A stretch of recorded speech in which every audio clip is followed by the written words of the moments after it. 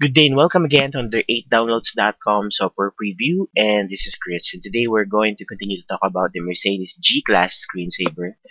And we have a question here: how can I put passwords on my screensaver or Mercedes G-Class screensaver? So right now here at 8downloads.com, we are happy to assist you.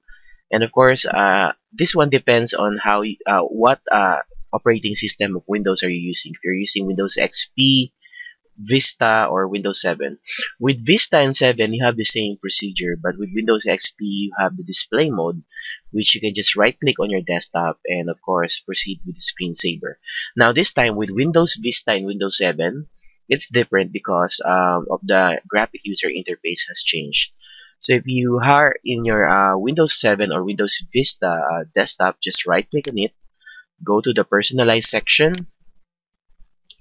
and then you can see here the screensaver. You can just go ahead and right click that link. And then there is a settings here. Okay, there's a settings here that says on resume display logo screen. Now, of course, if we do this, what will happen on the Windows 7 is basically it will prompt you the log off command, wherein you can see the log on screen. And of course, we cannot do a demo of this because it will literally log off or lock the screen while I'm doing this recording. So it should be something like this one. So I know that while I'm talking to you, this screen is locked. So the good thing is that I don't have a password yet.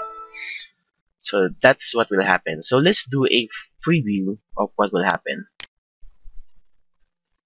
So right now the screensaver is already moving, and oops, I think I didn't push the apply yet. So let's go ahead and push apply, and let's do preview. Now this time let's go ahead and remove the screensaver. No changes. So I think this is applicable when I press the OK button. So this is Chris saying have a great day to all, and thanks for viewing this video.